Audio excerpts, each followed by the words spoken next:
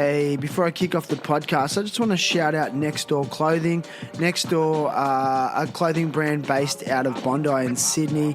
They're making really nice jeans and shirts and hats. So go and check out their full range at nextdoorsydney.com. They're also artists, so you can go and check out a range of art. They put on rad parties, and I love what they're doing. So nextdoorsydney.com for the full range.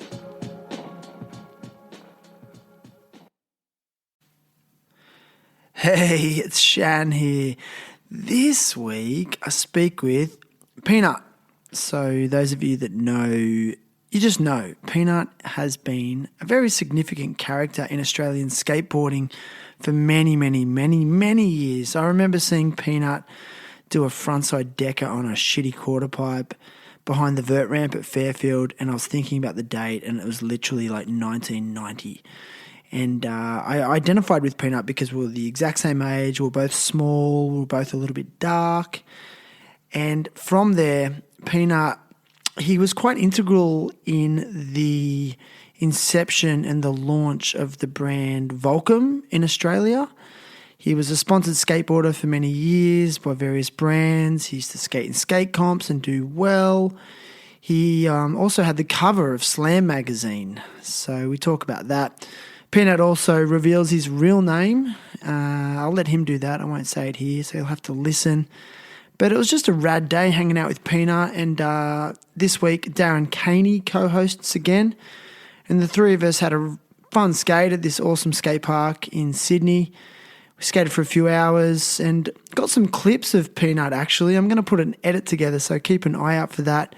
And I was just so stoked and impressed on how much he still really loved skateboarding and really wanted skateboarding. And I guess at our age, when you're sort of mid-40s, and whenever I see a guy in their mid-40s still flipping their board and still having a good go, I'm super impressed.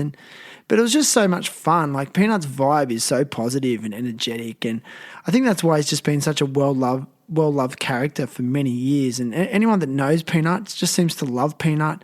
You know, he's also known by a lot of surfers as well because of his involvement with Volcom over the years. So he's just one of those heads, you know. I wanted him on the show, and I'm stoked to have him. And, I hope you enjoy getting to know him. And this one is dedicated to my children, Clementine and Otis.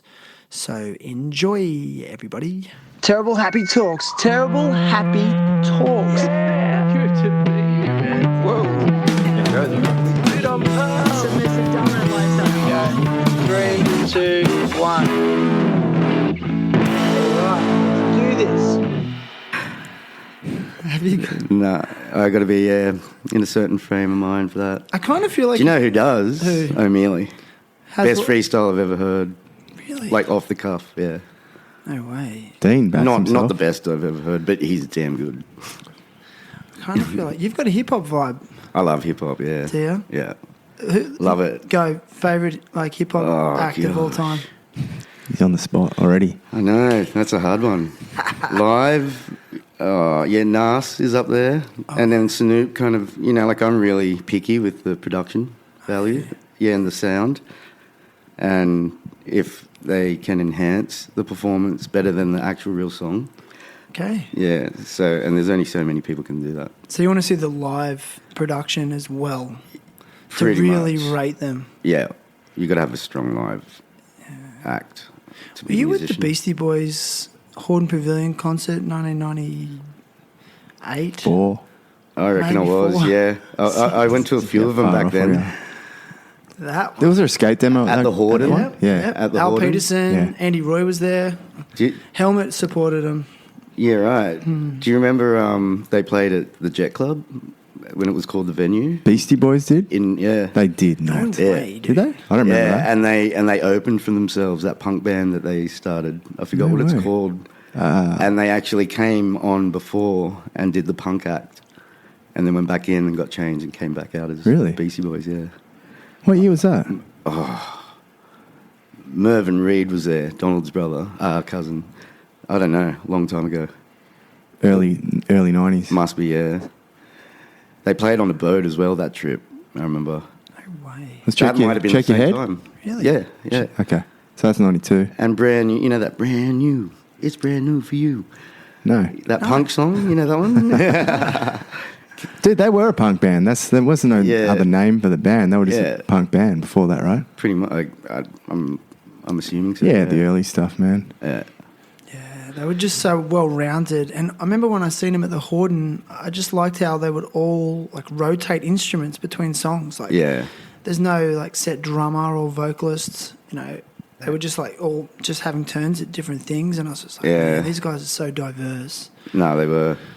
And all those little interlude kind of funk and jazz style instrumentals like that, that's what made it.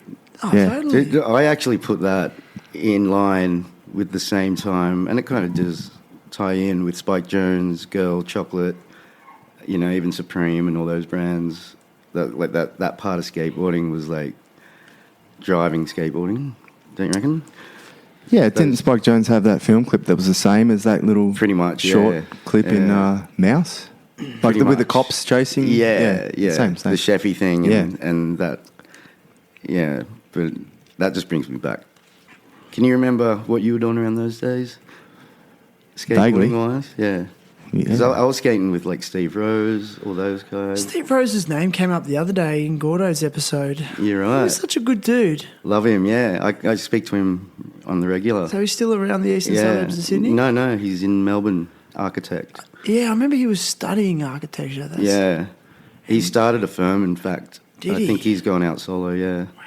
But him and I have mutual friends and we catch up quite a bit. Like, probably not as much as Darren and I now, but definitely make sure that we know what's going on. Has your life ever involved any study? Yeah, like uni, are you talking about? Like a course? It doesn't have to be uni, but... I've done courses, I did a film production course, I did a couple of TAFE courses in graphic design.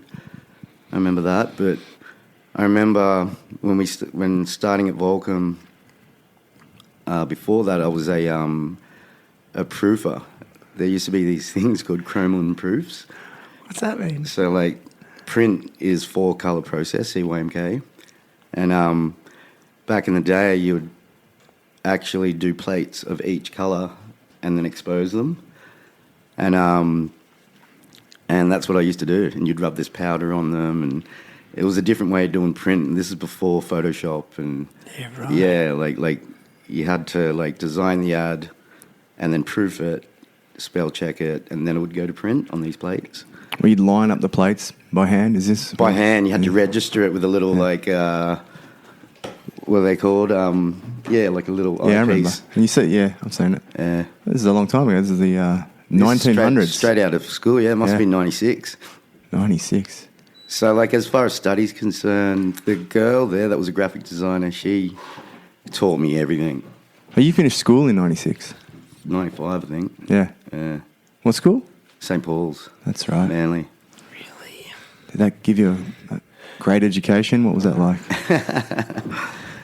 Yeah, kind of. Are you a Christian? Is it a Catholic school? No, it's Roman Catholic. But Roman Catholic. But it was more of a sports and scientific and math school. Right. It was kind of, they were all, Keating was in at the time when I was there. And Hawke, I think. And it was all about, they were quite forward. So, like, forward thinking. My religious teacher was a Hindu, Mr. Pereira. How did you get the job there? Not sure. There was all these weird... some of them I find were like buskers off the street and shit. Our English teacher looked like he was a busker, like, off the street. Yeah, right. That's right. But then we had, like, really, like, like, each one of them were characters that were ex-cops, like, really... It was actually quite a diverse, character-driven teacher school. Like, they were pretty chill. So it was sports, heaps of footy scholarships. Everyone was surfers. There was a couple of world champion surfers from that school. Yeah, right. But Matt Bemrose was in my year, who's like the surf team manager for Volcom. Yep. What was the question program? again? Was there a question? Yeah, was it? You were Catholic or Christian. Yeah, so Roman Catholic. Yeah, like I got, I'm pretty sure, like we got, You're baptised? I'm pretty sure. What do they do? Just chuck water on your head and say something? I think there's all different styles. I can't, no one told me how I got baptised. You don't remember? Nah. That's when you're a baby. Hopefully it's holy water. Don't think so. So where did you grow up, Peanut? Like, where are you from? So, pretty much Manly. Manly would have conditioned me, Okay. I reckon.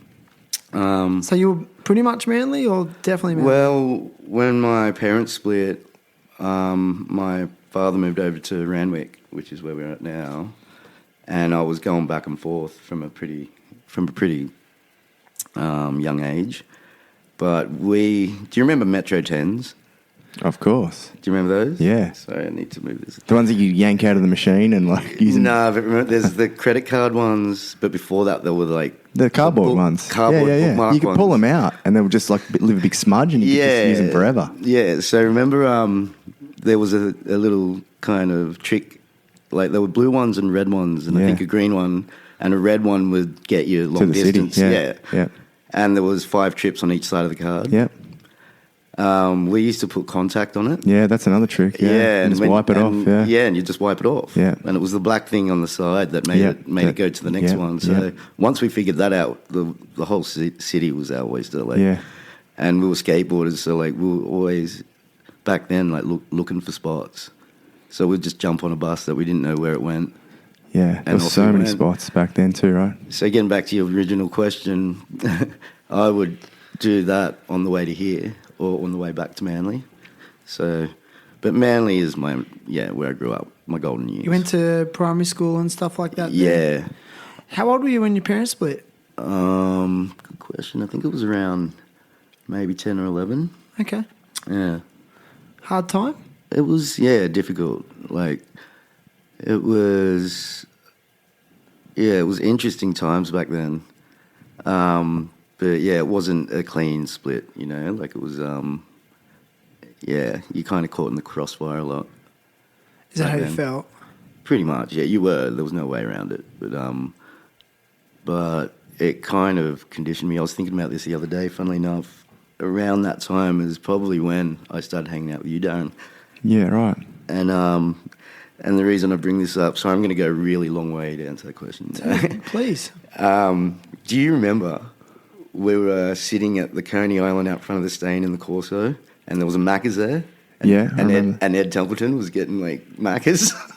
What?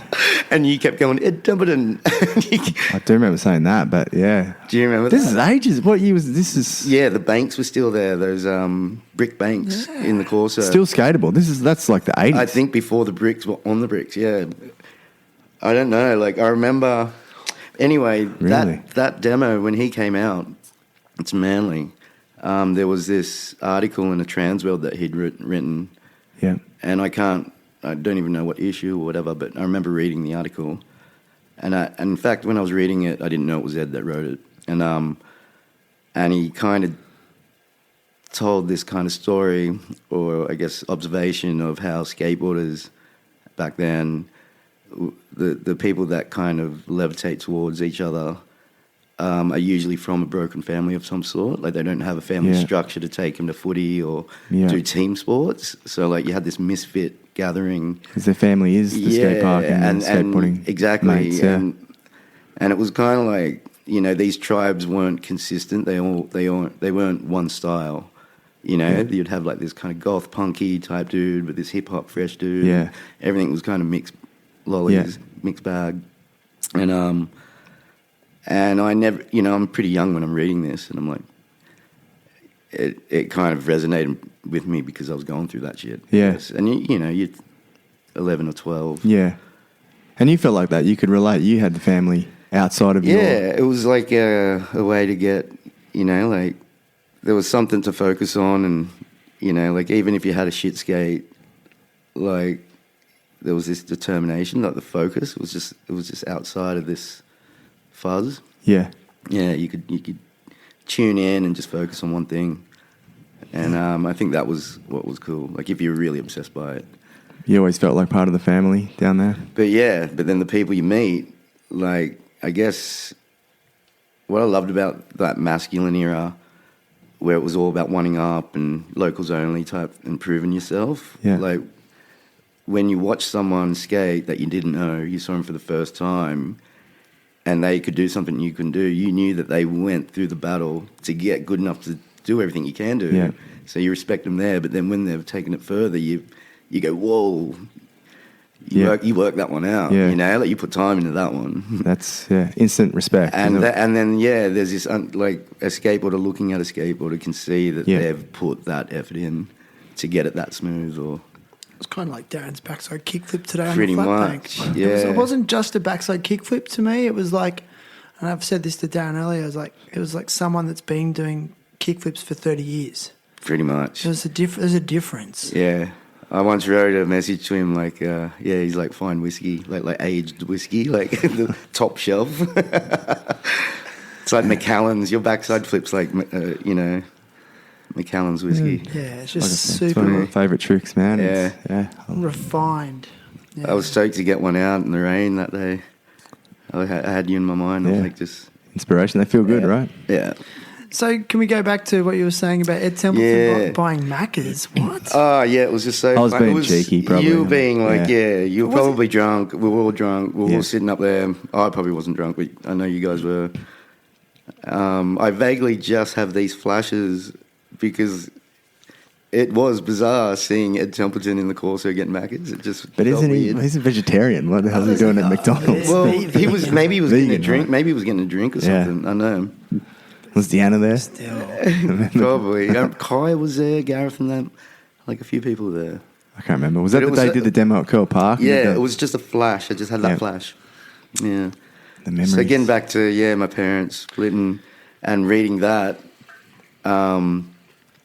it kind of made sense. Where like skateboarding was growing back then. That was when like Etnies had a little tiny black and white ad in the back. And it's an excuse to get out of the house too. It was, skateboarding. yeah, and it was kind of in a sense cheaper. Like you didn't have to do training, you didn't have to get driven anywhere. And that's one thing I've noticed about the robustness of people that do skate. Like they get off their ass and do shit.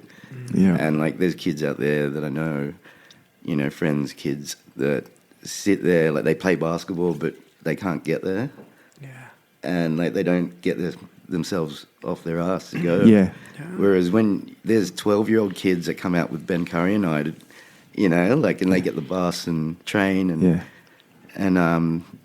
it's that aspect. It's kind of like a military type training that you don't know you're getting when you're a skateboarder because you're navigating around before GPS. Even now, like with GPS, you're stepping out of your comfort zone. You're not just going to the milk bar down the road. You're going vast distances. But that's an interesting point you made about when someone's from a split household. Yeah. Getting to regular training sessions is harder because they're effectively living between two houses. There's shared parental care. Yeah. So there's less consistency. And then skateboarding doesn't have those rules and regulations. It can be done whenever you feel like it. Yeah. So maybe that's another reason why. That's what another thing about skateboarding is that the rules make itself. Like who deemed more grabbing bad? Although Dean makes that So many funny. rules. Yeah, but there's so many underlying rules. I do it just despite. Yeah. I'm like, I feel like I don't Darren care. started that. Yeah. or pushing Mongo, like. Yeah. I want to bring that back as well. No one wrote there wasn't like some big dude with a beard like and a hammer going on. Like setting the rules, right? You know how scared of mall grabs I am? Even today I was trying that frontside tail slide. Yeah. And then I fell off and then I picked my board up because my board was upside down and I just grabbed it by the trucks. Yeah. And I carried it like that. Yeah. Down in the space of walking down the flat bank. And even in that space I was like, oh no, like I hope Darren doesn't see me more. Oh my god, that's the most comfortable way to carry your skateboard. It is, right? yeah. It's the most practical Doesn't make way. any sense. And I mall grabbed, it was like 2 seconds of mall grab. I was like, that's 2 seconds too long. Well, what's funny is like that's the only way you got to grab the board if you're like attacking someone too. I can't it's, imagine you being violent ever. No, I was thinking of Wade. Then I've Have you seen been him violent? swing. Me, yeah. Not really. I've been backed into a corner, yeah, but no. Like I guess everyone has a temper here and there, but not on that. You didn't go level, through no. a phase of like, I feel like a lot of think young maybe- men go through a phase. I think it's just like when you're young and you back in the binge drinking days. Like $5 entry, $1 drinks or something, or $2 drinks, that type of, and everything was open to like wee hours of the morning, everywhere. you didn't realize how much energy you were skating all day, and then you probably didn't. You maybe had dinner, but you probably didn't drink any water. So and then you just get straight onto the piss, and like that's that fuse is going to burn out at some stage, and then you get short. You lose patience. That's what it is, and I think that turns to anger. What was school like for you? How would you describe it? High school? Yeah. There's a boys' school you went to, right? All boys? Yeah, all boys. In terms of how you fit in socially, was it a good time for you? It was. It was the best. That was the best part of school, was the social aspect. Yeah, like I had good mates. Well, I found funny, and what my sister also mentioned when she first went to high school, was how many people were cliquey and how many people had their individual groups. I was always floating around all the groups, whether they were footy heads or Italians or Greeks or Asians or whatever. I would kind of know one or two people in each circle, but those circles wouldn't blend, you know what I mean? So all of a sudden you kind of like treading on eggshells because one person doesn't like, and I never got it, and my sister never got it either. Like, she asked me this question. I was like, oh, you're aware of it though, that's cool. And I remember even asking my dad, and he used to go, oh, that's just the way the West thinks, or something like that. Like, I can't recall what he was saying, what he meant by that. But I kind of made up my own version of it. But as far as that's concerned, like, Manly had a big crew. Like, it wasn't just our school, St. Paul's. It was Freshwater, Manly High, Valley Boys, all the way up to Palm Beach. Darren Joey. Yeah, Narrabeen. Like, you're in swimming carnivals, you're on the bus lines, and there were your groups of friends kind of transcended out of school. There was the guys you skated with, guys that lived near you, and all that jazz. And but school to me was one big social kind of gathering. Like, we'd go there when we were bored. Where's your dad from? Dad is from Malaysia. His mother is Filipino, but mixed. Father's Chinese. And Interesting.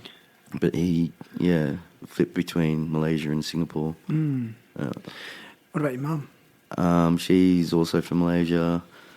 And she's got, like, a diverse mix as well. She doesn't know her father, I don't think.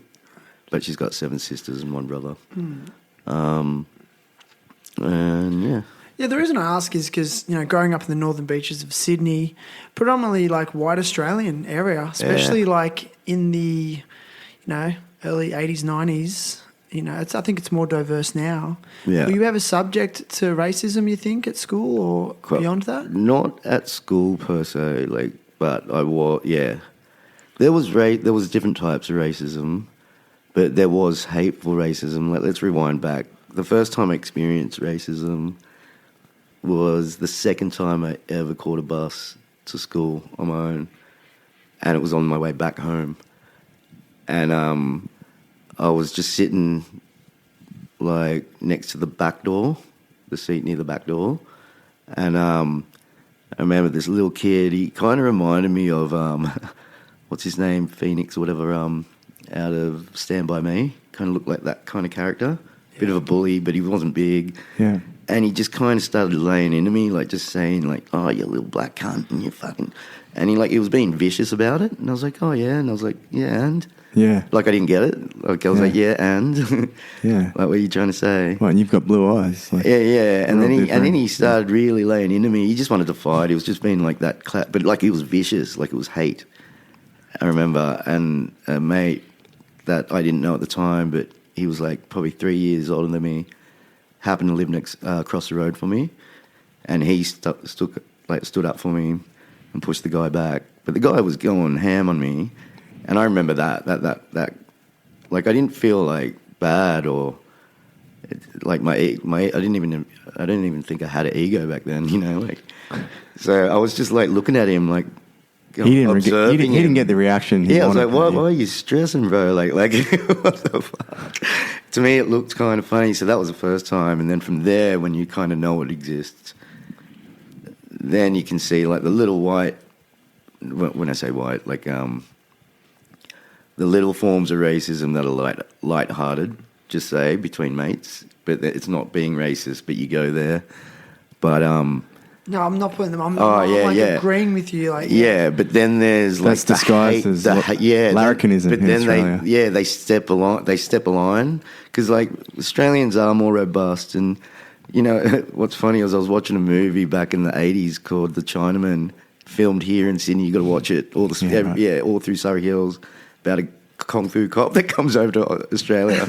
Wow. It's so funny, and like when you look at it there, and then the way I saw it when I was a kid, everything was grimy and grungy and like, you know, like it was just everything was dirtier but there was soul. People band, like there were big groups of people. But yeah, with the racism thing, cops, usually people of authority, and just random people. But like even good mates will go there if they're pissed off at you, and they'll say it out of hate. Wow. Yeah, I've had that. Like things... But like they want to hurt you, but they'll say it, and they'll say it out of hate. Like I've experienced that as well, and that like not so long ago type shit. Shocking? But no, like, yeah, kind of like, yeah, my response was look at you, because he said it in front of people, you know? Like I was like, oh, you kind of just destroyed yourself just then. Like you've gone off the raw. Like you're not worth talking to now. Wow. If you're going to go there. You kind of seen it as him making a fool of himself, and a bit, yeah, because, more so than being actually offended. Yeah, I never used to get offended because, like, I guess I've always had like I consider certain people uncles and aunties. That's how we grew up, especially when my parents split, and they were all different races. You know what I mean? Like, and all different sexualities, funnily enough. But you know, like I had an uncle Nick Ross, who was like was Carrie Packer's chopper pilot. And he had love and hate in his knuckles. My mum hooked him up with his wife at the time. And when my parents split, I was going over to Carrie Packer's house at Elliston. I was getting picked up at Channel 9 and then flown there. And I would stay there for the fucking... for the holidays. Wait, I'm sorry. I missed something there. Like, how were you ending up with your friend? Your friend so from that, there was so many there were princes there from Persia and shit. You know, and then even Nick and him marrying this Malaysian girl that was friends with my mum. They all met at my mum's restaurant in Manly, right? And so there was always kind of like. To me, I just had like all different palettes and different shades, and you know, like it never really was an issue for me until you saw it. But it was only when it came out as hate, and when it comes out as hate, no, I feel sorry for them. Yeah, getting back to that question, I don't take it on. I don't react to it. Wow. I'm just like, well, that's pretty narrow-minded thinking. Like, yeah. I don't need to be around. You know, like if you haven't worked it out now, then you might not. Was this a skateboarder? Have you ever experienced it within skateboarding? Not within skateboarding, no. He does skate. I don't even want to mention names. Yeah. And it was like, you know, another thing, you never know what people are going through. Like, I always give people 3 chances as well. Yeah, always. Like, you don't know what day they've had, you know, like, you know, the cat could have died or the dog could have died, or that's true. They could have been cut off a billion times in the traffic, or someone, you know, just bad sleep, whatever it is. There's a whole chain of events that make them just snap like that. Dude, that's pretty conscious sort of thinking. Not everyone thinks like that. People are so self-absorbed. Well, that's the thing. They wouldn't consider that. Yeah, like you kind of, I think, need to be aware of that. I think maybe that's what I sensed out of you too. I was thinking about this the other day, Darren. Like, I find you a more rural person. Like when I first met you, I thought you were quite a city dweller, and then I think we were at your place and I met your dad, and he looked like Albie Mango. Yeah, he takes himself. And he was like, bushman. I was like full bushman, and I was like, that's what I like about you, because that's when I was meeting all these bush people, you know, like farm people, and I noticed that like when you're out there and you're in remote places, you can't be an arsehole, because that person might be driving past you when you've got a flat tire in the middle of nowhere, or you know, like, and you could be out, you know, you could have been bitten by a snake or something, and you might need them to save you. So you don't want to be an asshole. But you need to be part of the community. You don't have to in the city. Yeah, and I feel like ego is not there, and people help each other out, and in the city, people just get on each other's nerves, well, you're less accountable too. Yeah. Chances are you may never see that person again, so you can flip them off in the traffic and stuff. And not that I'd ever do that. But there's standouts, like the Karens, those mums at skate parks, they're hilarious. Was there any Karens at the skate park today? She wasn't really a Karen, but those girls that try and dominate, like they're like dogs pissing on areas, like... Do you know what I mean? Like, I'm here, so my kid can be here, so you guys can't be here. You're like, well, hang on, you're in the... Like, imagine if we just started skating on the net of a tennis court or on the green of a golf course. True. Just kids play here. Yeah, there's during rules a game. During a game of golf. That's the way I see it. And she wasn't really a Karen, but what's funny is that Glebe. There's a few Karens there because they don't even know it's a skate park because it's such a plaza-looking thing. Yeah. They think one of those ledges is something you sit on, and the kids are just sitting there tinkling around on razor scooters and whatnot. They're not that clueless. Yeah, and you're like, that's a throwaway, that's an impact zone, that's a danger zone. And until you explain it to them, they don't... Like, some are really nice, and they're like, didn't realise. Yeah. And then others are like, this is for everyone, and I was like, no, it's a skate park. I know that's bad, but... There's movement at a skate park. You got to understand. You've got to know traffic. The same rules that apply in Northstein when that sign came up for surfers. To the set of rules. The dropping in and whoever's on the inside gets a wave. They need that. Yeah. And even if they had that, they probably wouldn't read it.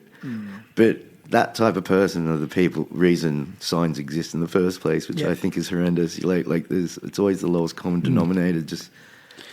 But that being said, they're not educated as well. Like most of them, if you approach them kindly and respectfully, Well, you got to kind of accept some of these parents. For them, it's the first time they've ever been to a skate park. Yeah. And they just have no clue about etiquette. Yeah. And, but I think as a parent myself, I would still be inclined to be supervising my kid pretty actively because I'd be smart enough to know that it looks like a dangerous place. Don't you reckon? And that's what trips me out. Yeah. And they don't. They think it's like a normal playground where it's like, go and play, kids, while I check my phone or just chill. Because I know parenting's hard. You want to chill. But skate parks are not a place for non-active supervision. I reckon. Like, there's a lot of momentum flying through. Yeah. And, but yeah, it's like, are they unaware, you reckon? I don't know. Some people are just like in their own worlds, I guess. They're on the phone and and just letting their kids.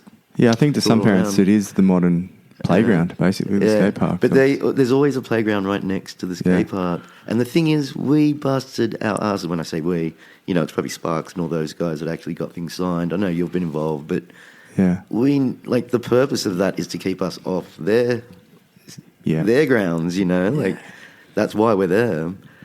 And they won't play on the playground right next to it. So it's common sense. And I think that's one thing that I think, getting back to that whole racism thing, is like everyone's got it's relative. Everyone's version of the world is relative to them specifically. And some people just aren't put in that position where they have to even think on that level, I guess. So true. Yeah. And again, that's why I give people 3 chances, because if you tell them and they, and they're trying, then at least, they're competent. Do you think because, originally you didn't fit the stereotypical Australian image, has it made you more of a resilient or empathetic person? Like you said, do you think it's actually built? Because from what I'm listening to right now, these are quite empathetic themes. Yeah. Like, I give people 3 chances. I consider if they've had a bad day. Like, this is beautiful, man. But do you think that has actually been built through having to develop resilience? Maybe, yeah. I think I know, like yourself as well. When you go off the rocker yourself, so you only got yourself to compare other people to as a standard candle. So like, everyone's kind of flipped or done something that they're embarrassed about. That's why you got the embarrassment, I guess.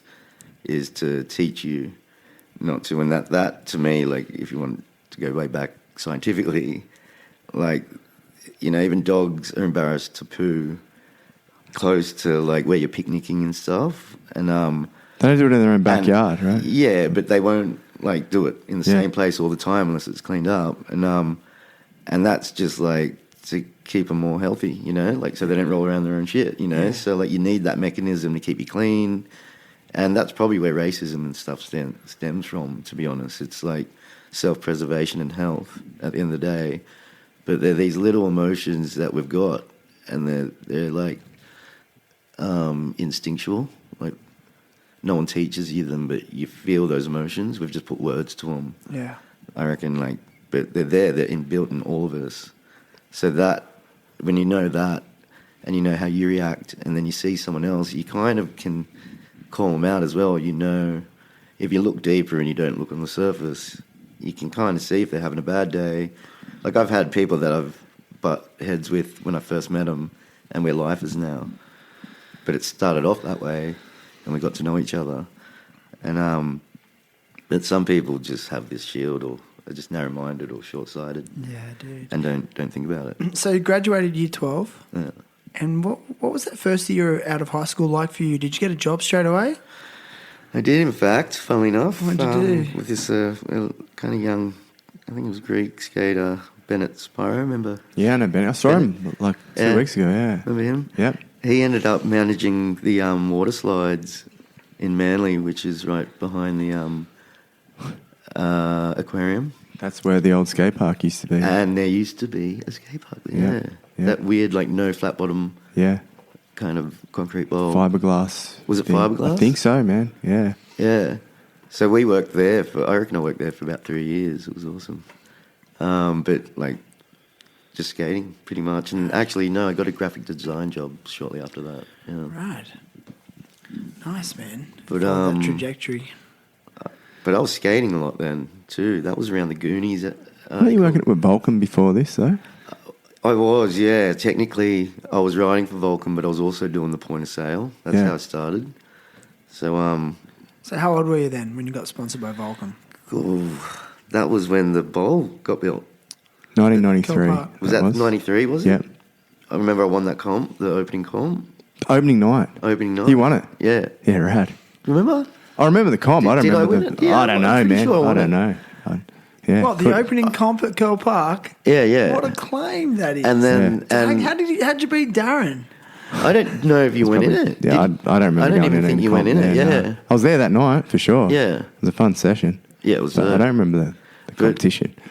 So I was going... You're more competitive than me, obviously. Shut up. You are the most competitive. But, if we're going to rewind to then, I'm glad you're here, 93. Yeah. To infinity. I was, hanging out at Aloha on Pittwater Road down in Manly, Tim Hallahan's shop, and there was this guy, JC, John Clapham, working there. And Is he from New Zealand? Yeah. Yeah. Both of them are. And that's where, like, Rad Joe's bagwear and stuff were from. And that rollerblade shop was right behind it too, remember? Anyway... in the back of Manly... Of Aloha. Of Aloha, yeah. And JC was friends with Wes, or even living with Wes, and Wes was working for Burton. He was at a trade show and picked up Volcom, and they kind of signed this really dodgy deal. Like, Volcom had literally just started. Yeah. And he brought over a couple of shirts, and JC gave me one to wear at that comp, and I won that comp, and the next day I was like, they're like, you're on, you're sponsored. Yeah. But at around the same time, maybe 2 years after, straight out of school, even when I was in school, I was actually doing, like, hands-on collages. Yeah. Which you call point of sale. So I was just doing Xerox photocopying, and just doing all these big, weird collages, and then, like, doing the frames out of fabric and just gluing it all together. And the original Volcom ads. Yeah, but they weren't ads. They were just made to be put into a store as a point of sale. Yeah. And then from there, we started shooting them as ads. Yeah, right. So how did your relationship with the brand develop from there? Man, they were my proper golden years. It feels, even up until that point, like we lived about 2 lives up until then. And then leaving school the first time, like we just went to the pie shop then and we bumped into Sam Smith. Oh, no way. Yeah. Yeah, right. He's just down the road. He works with his mum at Frock Exchange. Yeah. And my first trip to the States was with him. Okay. Yeah. Oh, man, that trip in itself was almost a lifetime. I met Ewan Bowman there for the first time. That's when I met all the Volcom guys properly. Are you staying at the Volcom place? Yeah. I went and I took Sam with me. Huntington or? Was Newport. Costa Mesa, okay. Newport. So Volcom was up in Costa Mesa and we were on Neptune Ave in Newport. Dustin and everyone's been to this house and it was horrible. Like time slows down there. Like it's not good for a skateboarder there. It's just sandy and shitty. But I met Bruce Ines and all these people that I know now, I still talk to now. Yeah. I remember, like, that's when I think one of the Girl in Chocolate videos came out as well. I forgot which one. Anyway, that trip was insane. Yeah, like, that conditioned me. Like, that's when I knew I could do what they were doing there back here in Australia when I got back. Because they were just starting it. It was kind of like everything was just flowing and there was hope and optimism there under this one kind of symbol. And the way they looked at it, it wasn't a clothing company. It was like a marketing, art, skate, surf, film, music company that sold clothing. So that's how we looked at it. And they somehow managed to pull it off because, back then, like, especially skaters, they were so cliquey in terms of, like, it's got to be pure skate. Yeah. It's when Nike tried to get into the game. Yeah, and it's like if it didn't have roots purely in skating, it was never going to last or it was never going to be respected. Yeah. But it's like Volcom somehow managed to pull that off. Yeah. Do you reckon? Well, yeah, they kind of came out of the gates as a 3 kind of discipline company. It wasn't just skate or just surf. It was like, in fact, technically, the first things that came out was snow. Terrier, Brian Aguchi, like, the snow element drove Volcom, and then Chet Thomas got on. Yeah. And then the surfers weren't that good. In fact, well, they were. They were all good, but compared to, like, the guns at the time. But we started breeding, like Volcom Australia, so to speak, started bringing in the good surfers. So then everything connected.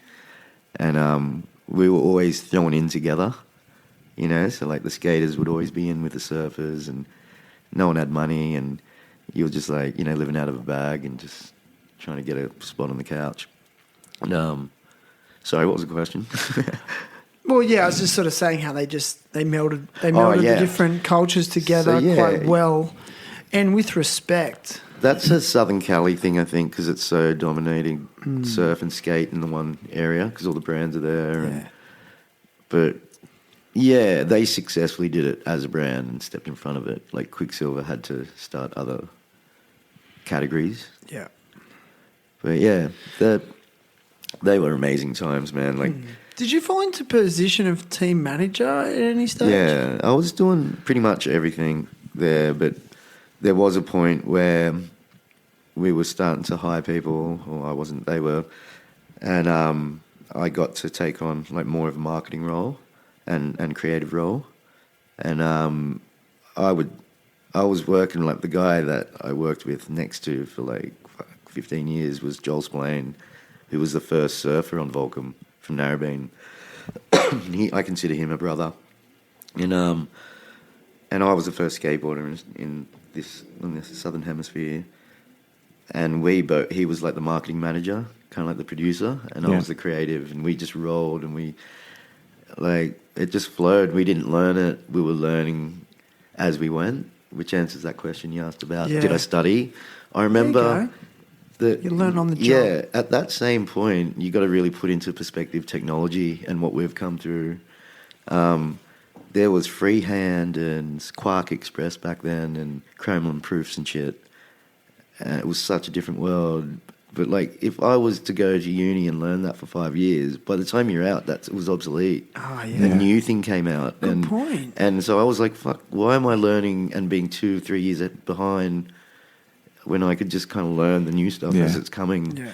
And that was my mindset back then. So I didn't study per se, but I just kind of like learned as you went. And That's the big thing, is learning on the job. In fact, universities are actually finally really cluing into that, where they get all their students to do more internships than ever. So they are constantly working in the industry, because you don't learn shit at uni, really. Hell no, but it's also time on board. What we were saying before about why you've got such a like high-end whiskey backside flip, it's because you're doing it. You know what I mean? Like if you're just sitting there reading about backside flips, you're not going to get that. You got to be doing it. Yeah. And that's with everything. Like the practical side of things. You get lazy. Like sometimes people get paid just to sit there and think about shit, but like you got to be doing it. Like you got to keep active at it, or you kind of drift away from.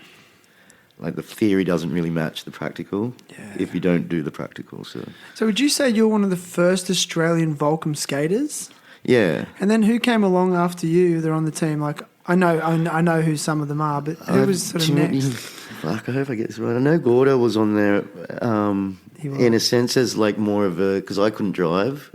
And so he was like the driver, but he was also. You didn't get your license? No, I was not. Yeah, I was too young. I think like 16. I got my license. So what I would have. Yeah. Anyway, I remember we did a trip to go to Nexus, and I don't think it was the Nexus trip we did. It was around that time, before or after it, maybe. But it was the one with Chet Thomas. The Chet Thomas, he won it. That must have been the year before. It was the year before, yeah. So randomly, Wes, the guy that owns Burton, that brought in Volcom, he had a van, this little shitty Mitsubishi van, and he was like, yeah, you guys got to go up to that comp, and you got to bring Chet Thomas and Jaya Bondarov back. Yeah. And we're like, yeah, okay, cool. And then I was like gearing up, I was stoked. You know, I'd already been touring by then, so I was pretty excited to go on a roadie. And I couldn't drive, so he had to drive. But at that time, I was already kind of like the team, the skate guy at Volcom. That's what I was. But Gordo invited Davo, Mike Davidson. Yeah. And we went on this trip, and it was dope. It was a fun trip. But I'm trying to think who was on Volcom at that stage. It was just me. I can't even remember. There were two New Zealanders, and I've forgotten their names. At what stage did Dustin Dollin get on? So Dustin came on probably, that must have been 94, maybe. So pretty early on. The way he got on was, do you remember Dustin when he used to come to Manly, like, or even just like the SDS comps or any type of demo? Yeah. He would be there, and they just called him the feral kid. Yeah, because he looked like that little kid from Beyond Thunderdome. Yeah. Yeah, if I'm honest. But he was also... Ripper, killer. He was obviously. Ripper, but he was like... Kick flipping. He was full of spirit, you know? Like, he would hog the demo. He loved skateboarding. That was his thing. The first time I saw him was at the Big Day Out 94. That's it. So he was probably 12 years old then. Yeah. He was already a mad kid. But he was, getting back to people travelling at a young age, he was getting on that train and coming all the way over to Manly, you know, like for demos on his own. Like he wasn't, no one was driving him or anything. I think Jack, he was hanging out with a lot, and he had Tim, like a clique. Yeah. But he would come on his own accord, and he would Richard Price, remember that dude? Yeah. The photographer? Yeah. He was pretty tight with Dustin. Yeah, because they're from Katoomba. Katoomba, From Katoomba. Are they still friends? I guess so. I don't know. Yeah. But He was shooting a lot of photos for a while there, wasn't he? yeah. Yeah, I remember. Yeah. But back then he'd come, and I remember there was a girl maybe demo, Eric Costin and Mark Johnson. Remember that one? Where? At the bowl at Car Park. Mark Johnson on Girl at the bowl. Was he? Yeah. He sure? was on Girl, yeah. Was he on Girl? No there? but he way. was- Gino, maybe? No, it was Mark Johnson for sure, and Costin was there. I don't think they skated that much though.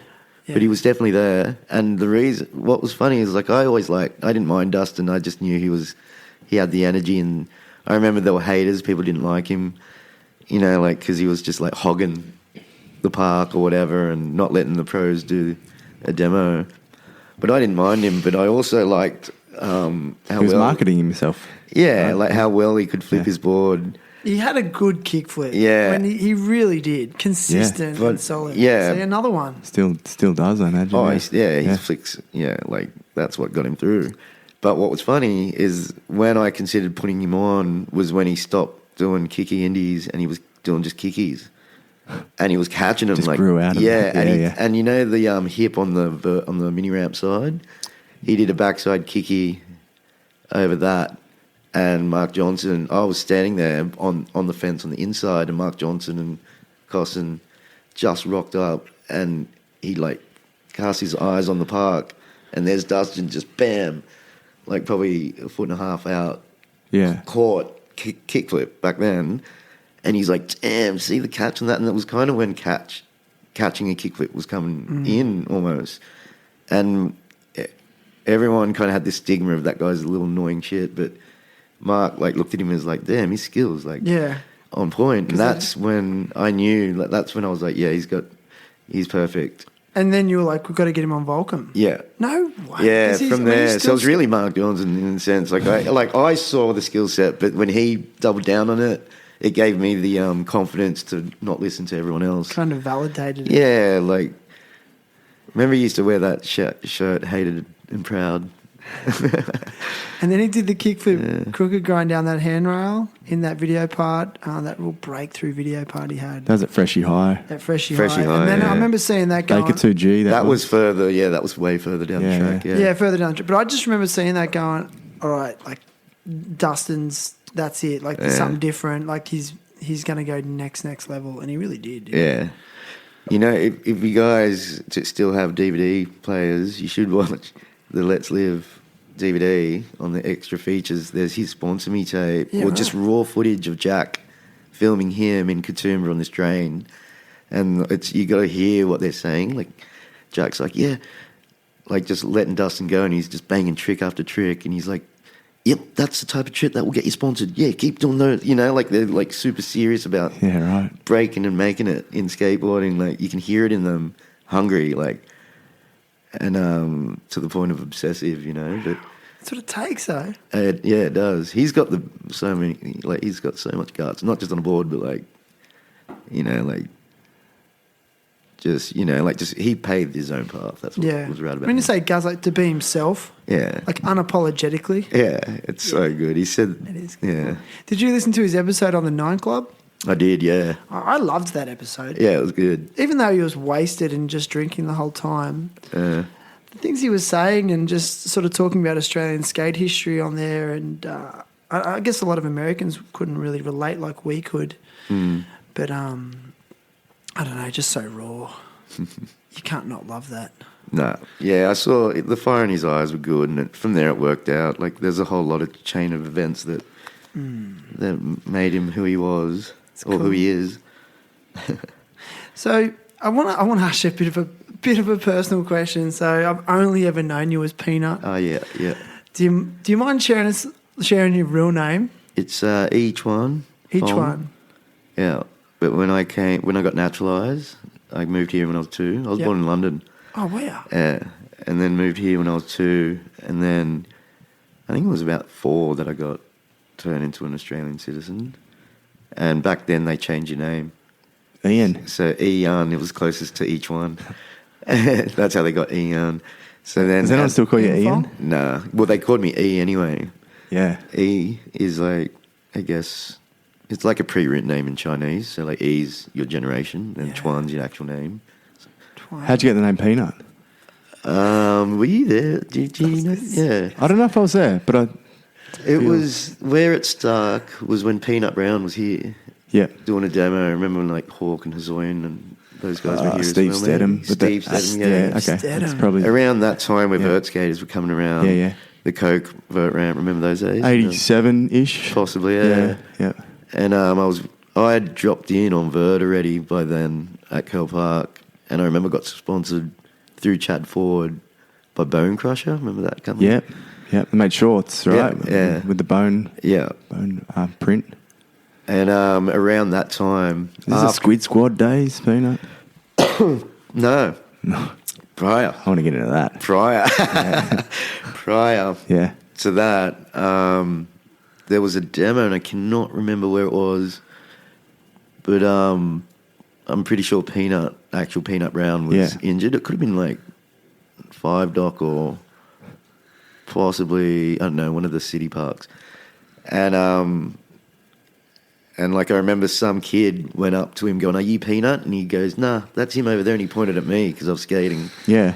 And then Blair heard it, and Chad Ford, and Julian State. Yeah. Because we were like fanning out on these guys, but he like pointed at me. Yeah. And they all laughed. And from that day, I remember being at Curl Park the next day, and they were like, "Peanut." Wow. So it was a hand-me-down name. That's how I got it. Yeah. Blair was there. Yeah. And it stuck from that. So Blair coined it, you reckon, or just? Well, Blair was work. So yeah, if you wanted to get in, I ended up getting sponsored through that. You know, Chad Ford's actually been in skateboarding for such a long time, and he was always. I got to admit, he promoted me when I was just a kid, and kind of pushed me on this path. And what was I about to say then? Is this you leading to Universal, right? Yeah, I got on to Universal. Blair was on Universal at the time? Blair was on Universal, but he was also the graphic designer for Bonza and Universal, so that was one company. Is that right? Johnny Bonza was the guy that owned Universal. Yep, yeah. And Squid was already on the team. Who's Stephen Bull. Yep. So, the name Squid Squad, all that was already, the artwork, the boards were already printed. I came in after the game, and I guess between Chad and Blair, they talked to Johnny Bonza, and then I remember his wife was part of it as well, and they just approached me. Yeah, So Stephen Bull's nickname was Squid. Was Squid, yeah. Okay, and there was a Squid Squadron board. An octopus or a squid? Which I believe either Julian State or Blair drew. Yeah, I had that board. It was sick. Boy. Yeah, he's got one somewhere and a shirt, and hopefully I can get it off him. Right. But I still like that shape. I love that logo, everything about that. But that was all built before me, so I wasn't we weren't a squad, and then they marketed it a squad. It was already a squad. I always thought the Squid Squad was you and. Well, I don't think it was actually a squad. Yeah, it was just the name on the board, the graphic, and then because it was Universal at the end of the day, the board was called Squid Squad, right? As a tagline, but it wasn't directed at us as a squad. But then when I got on, it obviously looked that way. It didn't last very long, did it? Universal? Not sure. It felt like it lasted long for me, but I was a kid. I remember, it was around those Milo skate. Comp days, yeah, dude. So it probably lasted for 3 years, maybe. We did a couple of demos, and trips up and down the coast. So sick. I would have been 12, 13 then. I was still at school and shit. Is this around the time you got the cover of Slam? Yeah. Yes, dude. That's right. On a Squid Squad board? So that was after, Talk us through that picture. Yeah, did you land it? I did land it, but I landed on bark. Yeah. It was like a fly out. Yeah. Oh. Here's another thing. So wait. For those that haven't seen it, seen the picture, what are you doing? What are you doing? What's the picture? I believe I remember I learned him that day. It was like a crooked cop, putting my knee down, not a melon, putting my knee on the board, so a reverse tuck grabbing knee. mute. No, grabbing melon. Backside, yeah. Oh, melon, that's right. And then dropping your front knee down. Yeah. And it's technically a crooked cop, but I was learning him off the side of the ramp. And Crooked cop, I haven't thought of it. Which I love that name, crooked cop. It's a beautiful trick. It's a good trick. No one does it anymore. Yeah, it's up there with backtail. I reckon. They look good. But I was learning him off the side of the ramp one arvo, and I remember I was in track. Well, you can see it. I'm in trackies and and I just I was living across the road from the park at that stage, and I was getting my arvo skate in, possibly even after school, and Scott Needham was down there, this surf photographer. You would have met him before. He was, I think, Quicksilver star photographer as well, and did snowboarding. He took a lot of skate photos. Amazing photographer, yeah. His brother's actually a really good fashion photographer, Gerard Needham. But they're classic Manly Northern Beaches crew, and in the Blair age. And he was just kind of, I think, he was just like, oh, can I shoot that? And I was like, yeah, no worries. You know, it was like, didn't think anything of it. So I'm flying him out the side of that metal mini ramp. Yeah. And I was like, I remember just thinking, this would be a cool trick, you know, to learn. And then, didn't think anything of it. And I think I was at an airport when I first saw it on the actual cover of Slam. What a shock. I know. And it was fun. I was like, and there were like, you know, like 3 across, 4 down on this rack at the airport and news agency. Wow. And I was like, what the fuck? Like, Dude, how'd you feel? I don't know. Yeah, like I remember the moment. I remember feeling embarrassed because there was a kid next to me in the skate sec, like looking at mags, and he looked at it and he looked at me and he looked at, and I felt a bit like self-conscious and I walked away. You think you really made that identification? Wow. Yeah, like he Really? looked at, like I was there. I possibly had the same hat on or something, or the same blue jumper probably. You probably told him, look, kid, that's me here. Check this But magazine. I was doing what he was doing, going to the rack to check out a skate mag. And there at Behold, I was on there. I was like, holy shit. They had so much more value back then too. They did, yeah. But I remember there was, you know, like, I didn't care, to be honest, at that age. Like, you don't care, but I remember getting slack. Oh, yeah, you learned it on Bark. I think you used to say I would have had that notion for sure. I had no control. I didn't know they were going to put it on the fucking cover. Yeah, okay. You know what I mean? Like, you were it just shooting, saw. What's rad is, like, there's Magnuson and Alva. Like, the shit written on me is on that cover of school. Yeah. It's probably more out of envy than anything, though. You know, that you got the cover of Slam. That's pretty amazing, man. Like, how old were you? Like 10, 11? Or? Yeah, it would have been 11. 11 Have you had the cover of Slam? No. I'm just asking. No, that's what I'm saying. I was just envious, and I've been envious ever since. Yeah.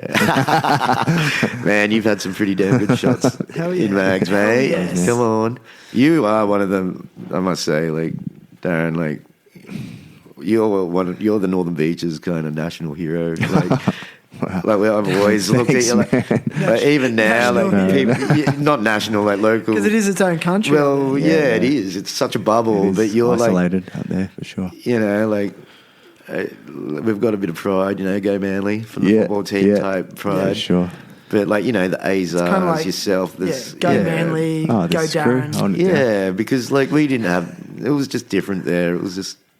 But you were always this underrated skateboarder that I don't know. You were just always so much better than all of us. But I think, but in a good way, like undercover good. Yeah. Like you weren't too boasty about it. Yeah, like, underrated is the key word there. I've always thought that about Darren. It's like unsung hero, kind of like. Thanks, guys. This is your podcast. I know, let's talk about you. You're underrated yourself. Yeah, but around that time, funnily enough, of that, like that, I probably felt the same thing. Like if there was envy floating in the air, I was like, oh yeah, like it's all healthy. Why isn't Darren on the cover of this? What the fuck am I? I'm in my trackies going up the side of a big metal. Nah, that's sick, man. But it is rad. It's rad that happened. Yeah. Like, who else do you think influenced you back in that day? Who would you consider like major influences on you? I'd say Sean Gore was big back then. I don't know if you remember him, but he was he's one of the toughest guys I know. Like he's small, but he could not. Everyone was scared of him, you know. Like not scared of him, but he's confident. He was confident, and he was like he's kind of got that Ice Cube type persona. There was something about him that he was no joke, and he somehow protected me. And then people around him. Like Jason Rowe, you know, and then what's his name? There's a few others that were like some were skaters, some weren't, but they were like they're at a rough time with protecting you, you know, like around those streets, and they influenced me a lot. Like they gave me the confidence to do what I wanted to do, really, and play. Yeah. There was a lot of bikies and shit back then, you know, like there was a lot of shit going on. Yeah, it's different than it's what it is nowadays. Gentrified, yeah. Interesting, eh? So like they, I guess, and then there was like the Kent Lunnies and the, you know, when Clearway was on, I think that actually unified Sydney skateboarding as a whole, I reckon, Clearway. I remember being at the beginnings of that, and when that kind of progressed within a year, like it went from like a... That didn't last long either. That was probably a year max that it survived. But I reckon, it was a really good... it was a police-driven It's a youth, the the youth, youth thing. Yeah. Yeah, it was Kangaroo Rock. It probably would have kept going if that balcony didn't bloody fall. I reckon that was something. Dude, that was way before Was the that balcony, before? wasn't it? Was that I a don't know. party? There was a party on some. It was a venue on Saturday nights. It was a Yeah. party, wasn't it? Oh, that was so good. Like a live. It was an underage music venue. Like Yeah. Fugazi played and like it was good bands. Yeah, it was No awesome. Effects has played there. Yeah, yeah. Rat Cat and Rat Cat. Cockroaches before they were like the Wiggles played there. I remember. No way. Yeah, But yeah. that was my after school care as well. Like after school, I'd go there for a couple of hours until Mum finished work. But yeah, my sister and I used to like just dwell there. It's crazy. Yeah, maybe it was right with the balcony falling down. That's I think that's probably why. Yeah, they couldn't. that closed the whole thing down. They I didn't think- have bands beyond that Yeah, either. Like, it was just- ceased. Yeah. It's brutal. It's a shame because it brought Sydney together. Like I'm actually trying to think of a way to spark that type of vibe up again. Yeah. The way that was, it was just so. It was real and it was free and it was. Like we wouldn't be that good friends with just say the Borcos, the Kerry Fishers, all the Yeah, they come from everywhere. for that. all those Yeah. people. Like remember Matty McNatt was it? Adam McNatt was Adam there. McNatt. He Adam skated McNatt. that, We went to it, yeah. I remember he did the first nose slide I've ever seen. Like down, like they made a hubber out of the Yeah, he frontside blunt slid it. and he frontside off the stage. Yeah. I wasn't there, but I. Oh, remember. dude! I was like- in America. but at that time. was like heaving at that stage. Even yourself or the narrowboard, like everyone heard about this. Yeah. That when Adam McNatt came, like that was he was at his peak, and that was Oh. like the small wheels, Yep, it's big when- fat yeah. jeans era, It's when nose slides came. and he in, was the king I of reckon. all that stuff, man. Yeah. Such a good skateboarder, Adam McNatt. Yeah. Oh, So good. yeah. He kind of had that Penny vibe before, like before Penny was around. Like he had that kind of Short little midget, wasn't he? Like, baggy pants. Speaking of pants, like a, It's funny how some skaters just have that X factor innately. Like Yeah. Tom Penny had it, Adam McNatt had it, Dustin Dollin's got it. yeah. Who else would you say over the years you've seen and come in contact with has that X factor, but that you've actually met them? So many, man. Like there's so many. Really? So, because I know there's a lot of good skateboarders, but I don't think there's that many with that X factor. Well, there's a Rune. I'd put Rune in there, Appleyard, even Durrell, on a different way. But like people like Rune and Appleyard, like they're so precise and so effortless. Like Rune could be flying at like faster than you'd have ever gone before, and doing a back tail slide around the corner, and you won't hear a thing. Yeah. That's how he's in the sweet spot, and he didn't do anything. He just turned into it. I'd study him, but poetry. Absolute poetry in motion. And what's funny is the reason I say that is on the trips I did when I was going to the States a lot. There was the Volcom skate park, and like over a good probably 6 to 7, almost 8 year period. When I was there for like 2-3 months at a time, we would skate there every night, like how we just had a session then, and you'd watch these pros just training. Like they would go there pretty much. Bill Weiss, Rune, would go up there and would crank the music and skate. And you would just like I remember watching Brian Sumner even like just doing backlips, like doing the same thing back and forth, just keeping sharpening his skills. And he was like a real perfectionist, and when you saw that type of skating, there were unknowns there too that skated that good that you just didn't know about. Like there was this guy Tony Froud who could do every blunt combination, nonce man, there was always someone that was good at something at those sessions, and it's shit you'd never see. The quality was like just so through the roof. So that X factor, like I definitely see in Rune, but I've seen it in people that didn't really make it or got bastardized. But people like Carlos D'Andretti, even like his flick was incredible. Like I remember that he was the first one I ever heard say that if you can ollie it, you can kickflip it.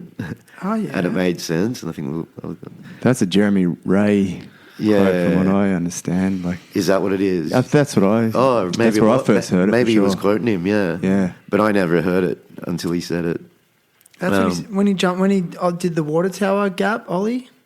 He ran and jumped across it first, and that was his other motto. He's like, crazy. if you can run and jump across it, you can ollie it. Yeah, yeah. And And it's That's like, insane. fuck though.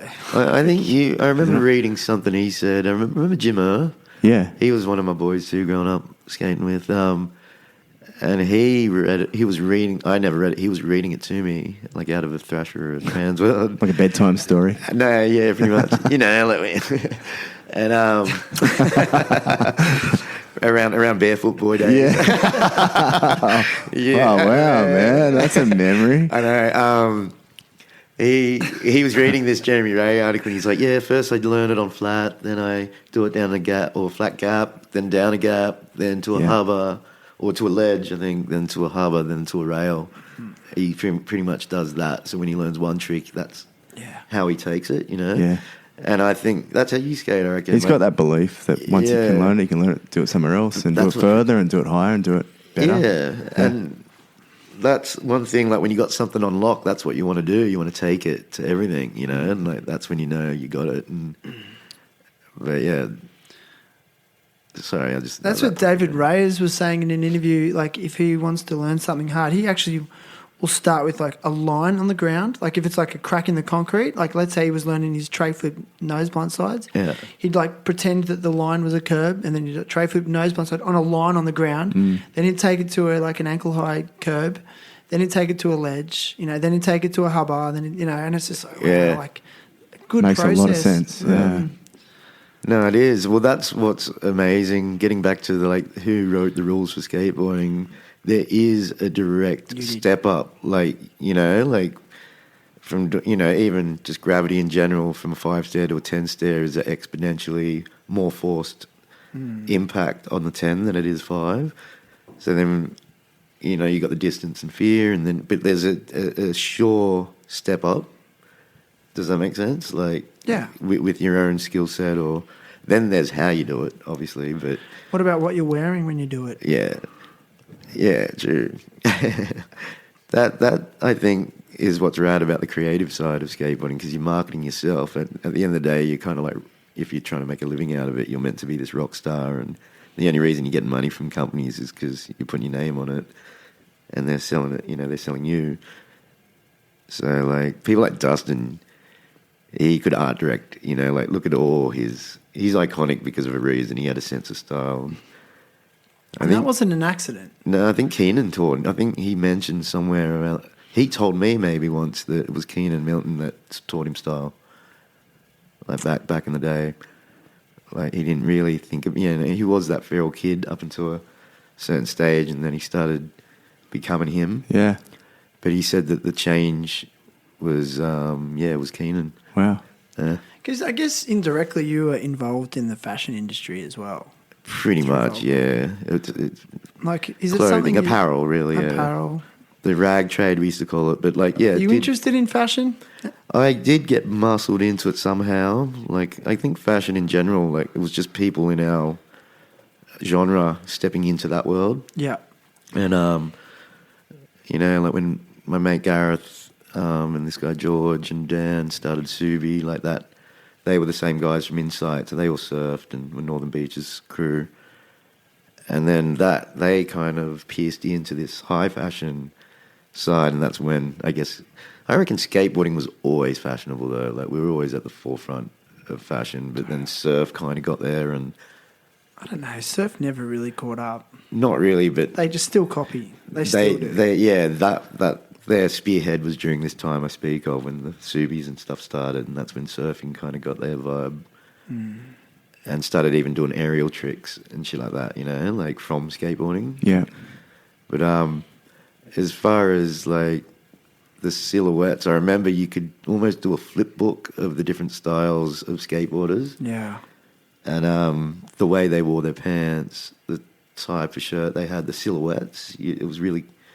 For me, like even Hosoi back in the day, how he looked next to Hawk, just say like it's totally different styles. And when you learn a trick, you can do it ugly or you can do it good. You know what I mean? And it's a bit, you know, vain in the sense, but it's super important. It is important, the style, like getting in the flow, like the way you do it. But it's like it's the whole package. Exactly. So the Holmes, dress sense to it is yeah. And you can't. It's like almost like you can't teach it. Like who told Christian Hosoi to like rip his shirt up and then tuck it down the back of his pants. Exactly, yeah. So when he does a method air, it looks like he's got a cape on and a tail, and it just flares more. Yeah.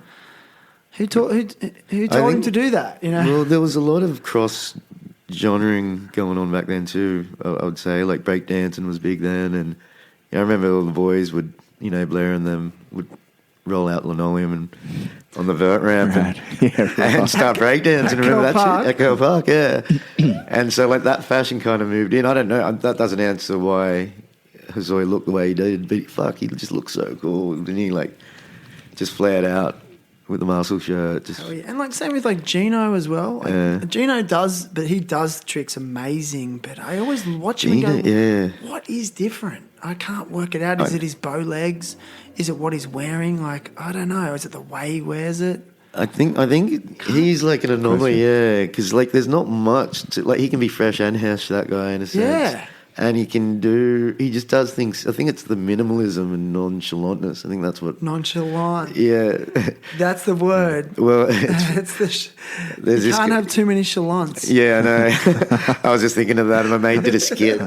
He was like, nonchalant. He's talking about the Raglan Surfer. Yeah. Luke Sederman. Luke's been on here. Has he? Yeah. Yeah, he's I was just thinking of that. Like that. I was trying not to say nonchalant, but I thought of him when I said it. Actually, he surfs for Volcom. Yeah. I'm homies with him. Yeah. We put him on ages ago. Yeah, like he's with him in Bali. Amazing. I'm going to have to listen to that one. He's funny. But yeah, like there's some. Getting back to Gino, like man, like Wade. Wade was the first out of like the only one that Penny to me simulated was Burkett of his minimalism, nonchalance, and just absolute. Yeah, like he was just such a. Like he just did the bare minimum and he made it look good. Yeah. You know, like no effort, but he was doing gnarly shit. And and yeah, you can't put your finger on it, can you? But for instance, there's a few skaters that I skate with now, the young blokes, you know, like for instance, there's like Sam Saddleton, if you've seen him skate. He's kind of got that minimal approach to things. Yeah. You've seen him skate. Yeah, like, his board just flips around and he just does enough. But he can do it big as well, and he can catch it. And he's got a real good, diverse range of tricks. Like Upper Yard kind of had that thing going too. But yeah, Gino, I know what you're saying. Like you can't put your finger on it, but he works. Yeah, he did a that Thrasher segment Out There. I think it's Out There. Thrasher do this thing. It's like a day in the life, but they call it Out There, and they just hang out with someone. And they did one with Gino just recently. So, mid to late 40s Gino, living in New York with his kid and stuff, and still, like he's doing the most basic shit, and I just was mesmerised. I'm like, but he was literally wearing like the same clothes as what we wear, like his jeans were the same, bagginess and everything. I'm just it just looks so much better. Some people have it, like some people are just natural at what they do. Like, I get you. Do you have a favourite skateboarder of all time, or? Oh, that's such. Do you reckon it's that's a hard question? Yeah, is it even a question? Like, like it's for me that hypes me. Like everyone's had their day, but there's so many categories, right? Like, I remember seeing Danny Way skate for the first time, and I don't find him particularly like stylish, but the shit that he's done, right, like is just out of control. But even watching him skate street, remember that. Was this Darling Harbour? I lost a board in the water that day. I remember. Right. Jake Brown was ripping that day too. Remember X Factor on a vert ramp. Yeah. Super There's light. Another. I remember how light he was. The way and the power, light and powerful. Yeah. I love Jake, man. We've been hanging out lately, actually. But best skate. Jeez, funnily enough, Sam asked me that question not so long ago. But Herchard, the boss, Reynolds. You've got the the regulars, but then it's like who's the best? Like I was a big Jeremy Ray fan when he first came out. I think everyone's got their moment. I remember Remy Stratton and I were talking about it when we were heavily in the work side of and strategic marketing side of skateboarding. Like there was one thing about skateboarding next to snowboarding and surfing and maybe only motocross is kind of catching up, but like skateboarding would step up every 2 months. It would literally progress heavily. Like what skateboarding was 2 months prior was so different just from like one or two people or a part or a full video. And that just seemed to keep happening like every 2 to 3 months, right? Like even in the 4-on-1s and the digitals and the video magazine level, it was getting just ridiculous. And you can kind of see it now with the Japanese big wave coming through and the competition circuits. Like wow, the competitions these days, yeah. Yeah, and then outside of that, not only the competition consistent dudes are good, but there's the style and dope shit going down that everything is good, like I think it would be boring if it was just one way or one style or one. Yeah. I don't think it would be as good, but I do see that there's this weird kind of diagonal line in skateboarding of underlying progression, like that steers away from comps. It's about the Gino-factor, let's call it, and the X-factor, and all of these other things combined that makes skateboarding progress further, and other people ride on that. Dude, that's a really good analysis. Yeah. And what's funny is, or what sucks, is that I don't think money is going to the right places of people actually driving skateboarding further in skill. Yeah. Like it's the influencer or the person with more followers getting the money, but the people that can actually skate are. Well, there's now the whole generation of YouTube skaters who are sick skaters. Like they skate well and they've just built whole careers on their YouTube channel and they, make a lot of money. Yeah. Like, have you ever seen that skater? He's pretty much a YouTube skater. I think he's got a channel, John Hill. No, I didn't. You never heard of him, have you? I might have seen him, maybe. He rips and he makes these vlogs of him just like checking out different skate parks, and then he'll set up his little tripod and just film himself skating, and he fucking rips. Yeah, right. But he's got no sponsors. No real sponsors. Yeah. He may have some, but no predominant ones. But he's got 1 million subscribers. Yeah, right. And all of his clips get 500,000 views, and so that's proper money. Yeah. YouTuber, he'd be getting career. paid. Like he'd be living like with that many views. That's a proper income now. Yeah, right. We've never really heard of him, have we? Like, you know what I mean? But I love what you just said there. Like because of the Gino-factor. Yeah. Things like that is what's going to keep, in my opinion too, I agree with you, is like keep skating cool. Yeah. It's going to keep skating progressing. Yeah. But not just with tricks. It's also going to keep it progressing in terms of its like influence on culture. Yeah. Dude, there's actual YouTube like companies as well, like and Braille and skateboards? Revive, aren't they? Like YouTube. That Braille company would make a fortune, and they're just it's do a different world, Yeah. To me, they were just making trick tips, weren't they? I don't know. That's all they started with is like trick tips. Like, here's how you do a kickflip. Millions of views. Right. Remember when Glenn was trying to do that and you actually did a trick tip thing? I've done one, yeah. He said his hand. And he got Pat Chanita to do one, I think. Probably. I know Jeremy Ray did the frontside 360. Yeah, he was, and Jeremy Ray, like he was so onto something with that, like years ago. Yeah. So, but now, dude. Oof. Yeah. But those are tools, like, it did kind of ruin. I reckon Instagram was almost made for skateboarding. It was just such a good way to do little, clips, and it almost works for skateboarding better than it does anything else when you think about it. Because when you think of taping tapes and stuff back in the day, like we were the OG, like surfers and even snowboarding videos. Like that's how they were passed around, right? Tapes and that was kind of its own little microcosmos in itself. So that was kind of like the first social media, so to speak, of marketing yourself. And now you can just kind of like flick it to the whole world. Yeah. We went viral in the 80s with the VHS tape. And that's not necessarily a good thing, like, because like you're just getting bombarded with all this content. Like, there's people out there that are doing like 1 billion flip, like these weird combination flip tricks, which is like, impressive, but it's like a circus trick to me. Yeah. It's not progressing skateboarding. You must be in some rabbit holes on that Instagram. That guy you showed me today before, I'm like, why are you even following this? I wasn't. I was just, I think someone else posted and I saw it. But that was amazing. That's sick, but I would never have seen it if it wasn't for you showing me. Exactly, which is the positive side. Yeah.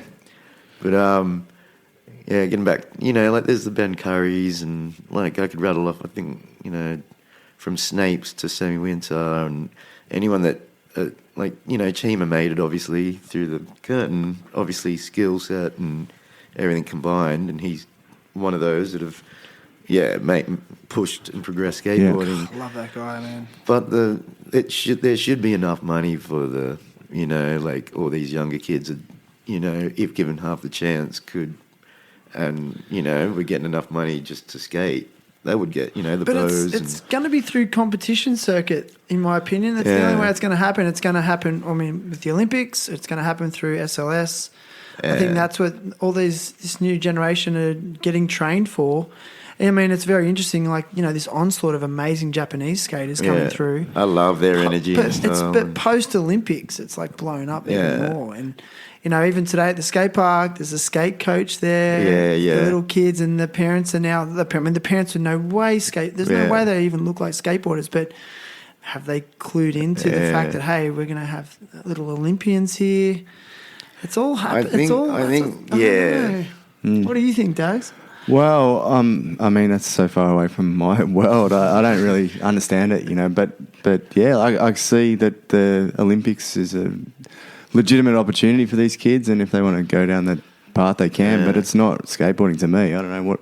I don't think it is. I think healthy competition is good, but I don't even though they're doing some ridiculous stuff on lock, which is amazing, and that's pushing it. Yeah. But, the whole point of doing a video part is to actually push it to the absolute. You know what I mean? Yeah. That doesn't. You can't. It's just not art to me, There's kind of an art factor to this. This game, and that's throwing in as many tricks as you can in a run to me isn't really skateboarding.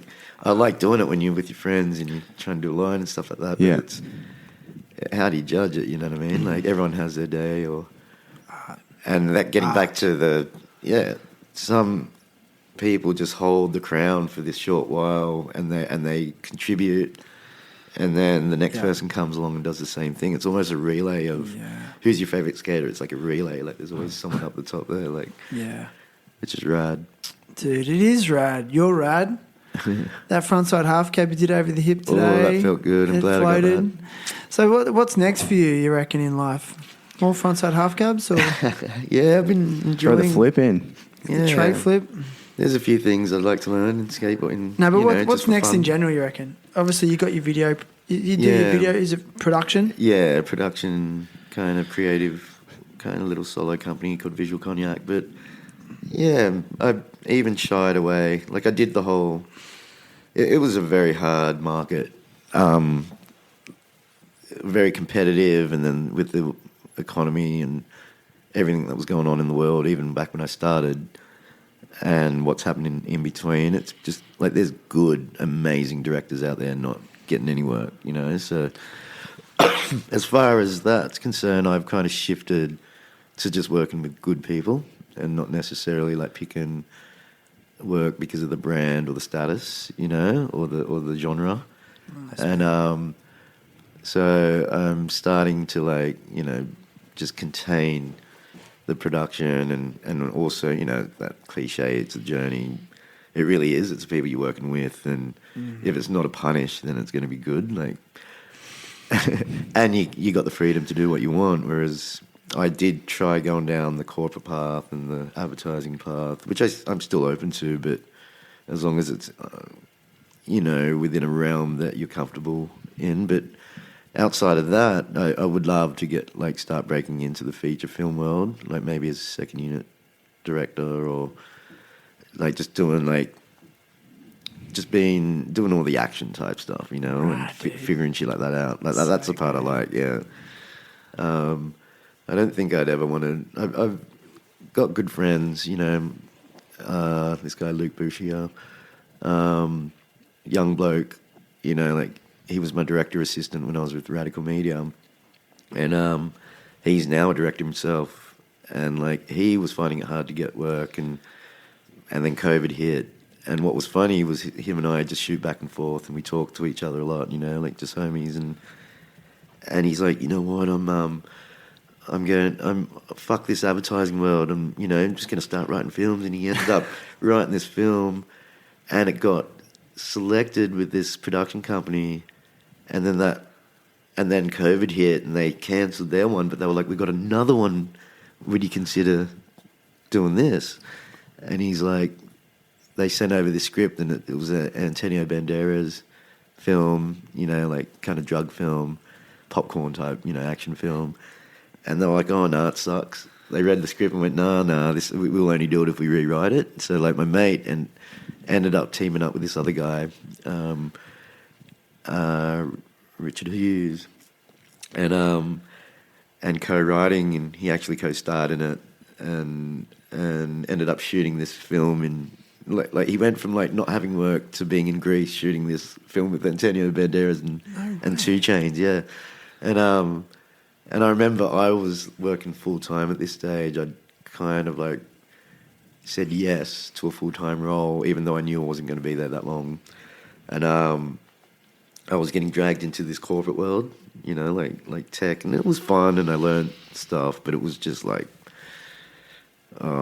it was grueling. Yeah, it wasn't me. Yeah. There was no heart in it for me, and the amount of energy I was putting out and what I was getting in return was not worth it. So, so I think that's probably the direction I'll go in. Rad, man.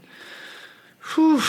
It's been epic, dude. It's so nice to spend some time with you, and get to sort of like just have a skate with you today. It was so fun. Like, you just bring such a positive energy. And I've always seen that in you over the years. Like, I don't know, you just sort of bring a real positivity. Yeah. And I just love what you said about how considerate you are of people who are not nice. I love that. I think it's a really good quality. He's got the phone call. Sorry. Do you want to answer it? I thought it was on silent. I'm trying to turn it off. And you weren't even that late to the session today. That was pretty good. Normally pretty late. And ripping, my man. punctuality isn't that good. Yeah. You had the best excuse ever for being late to a session one time as well. You're going to bring that one up? I don't want to bring it up, man. No, that's the best one I've ever heard in my life. Have you heard any good ones? No. Yeah. What was the best? What was it? He can say it if he wants to say it. Yeah, it's just a good one. Like, my hemorrhoids are playing up, man. My hemorrhoids are flared up. I didn't have a good sleep last night, man. It was so funny. That was a good one. That one might be a good way to end. That was a classic. I'll never forget that. I'll never forget it. Like, was he legit when he said it?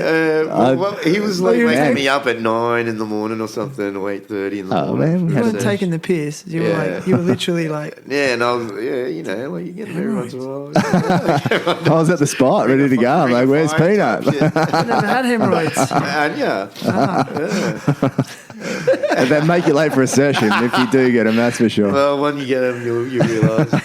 Not with your rabbit food that you eat, bro. Hope not, man. Hope not. But I tell you what, the fact that you guys are doing this podcast is fucking amazing. Like, one thing, I don't know if we didn't touch on this, but I'd gone up.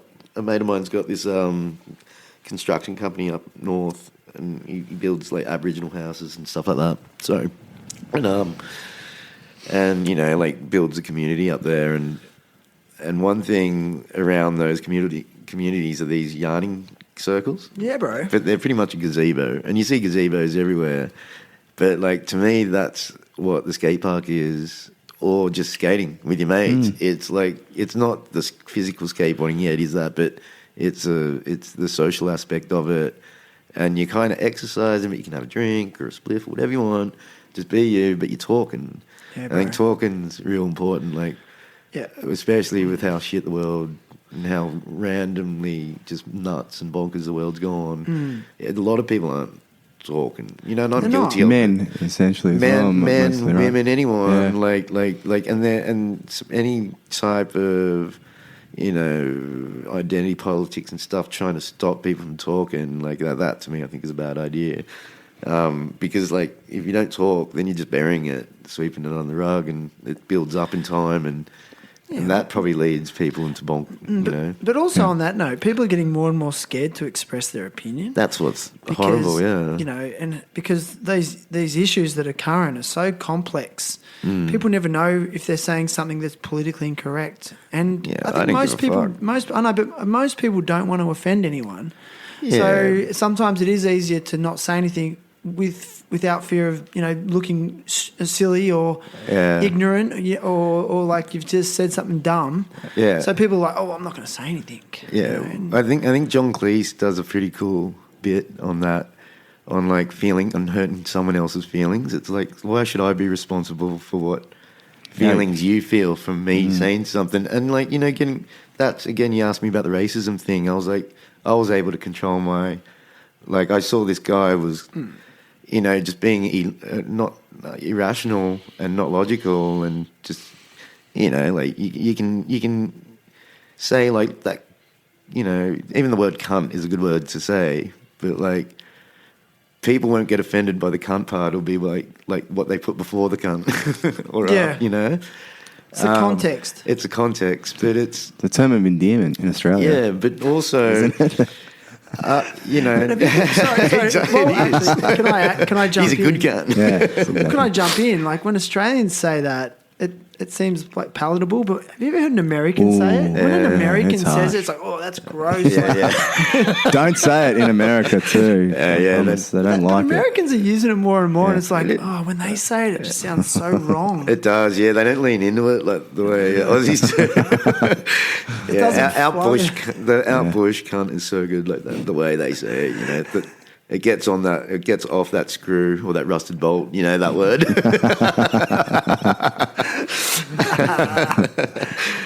That's true, man. But yeah, feelings. Like we can't control other people's feelings. You know what I mean? Like if you're going around treading on eggshells, you know, like going the fuck up. You know, like sometimes if you stop people from talking anyway, and they're not talking because they're worried about hurting feelings, yeah, there's like obviously a civil way to talk to people and a polite way, and you know when you're being rude, right? Like you just know. But it doesn't mean you can't talk. Like that's what I was getting at with this. It's like talking is amazing. I'm glad you're doing these, you know, Thanks, and brother. putting them down because people need to talk. But like, also, sorry to jump in, I think with podcasts, it's a long form format, which means it's, I mean, I do very little editing deliberately. yeah, So, like, people can really express their views and opinions without it being altered, and it can be as real as possible. Yeah. And then it also gives them the opportunity to, like, if they don't articulate it well the first time, they can keep trying to explain it, you know. And in this time of, like, we're supposed to have free speech, and there's one thing that really shits me at the moment. It's like we have free speech, but then now, if someone doesn't like what you're saying, they say you're spreading hate speech. Well, my response to people who say that is like, well, don't listen to that person. You have the choice to choose what you listen to. Like, don't listen to this podcast if you don't like the C word, or if you don't like peanut, or you don't like this, but like, don't listen to it. Like, choose what you consume, like the media you consume. yeah, And it's that simple. So like it's if we stop free speech, like that's the total demise I know it is. of our democracy and our Western civilization, in my opinion. No, Anyway, I'm there. Amen. I'm there with you. Amen. Yeah, like you need to know where they are, and you need to talk it out. And I've got this theory. Like, there's a few mathematical theories that I've looked into that cross over in this for some reason. But there's this 80-20 rule called the Zeph law that I've been really interested in. And there's also remember that I think I was watching something on Netflix. It's called The Code. Watch it if you haven't seen it. It's like a 3-part series. This mathematician, British mathematician, talks about he talks about the code, but he shows how numbers kind of create the world around us in history and up until now, and even in nature.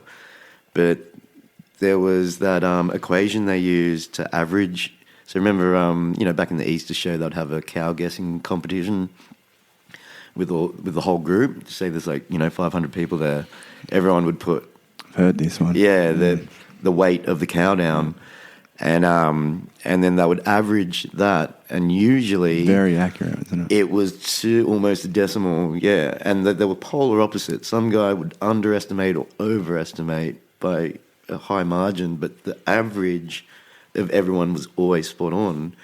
And this, I feel, is where this issue lies. Like, if you stop hearing the other polar opposites, you're not going to get your average anymore. The average is going to be skewed. It's going to be a wrong depiction, yeah. And that works across nature. Like, that's not just that works. This is where the Zephyr comes in. Like, that actually is from white dwarves in the universe to the size of gum trees to whatever, the wear on your carpet. It all works off this, you know. And you can't like, nature's always going to just roll along, like, regardless of what you think or not. I love you brought up the term like yarning circles. You know, that's for centuries. That's how local law, tradition, culture was passed on to the next generation. Definitely, but it was also it built community because they'd all sit and talk. You know, and that's what I like about this, because when you've got a microphone in your mouth as well, it forces you to sit and actually take the conversation serious. Like, we had lots of conversations today, but we weren't really taking it serious because we're like hanging out, we're not thinking. But these things sort of make you accountable as well, because it's like, oh shit, well, I'm going to be recorded, so I'm going to actually really contemplate and consider what I'm saying. And so what I say is a little bit more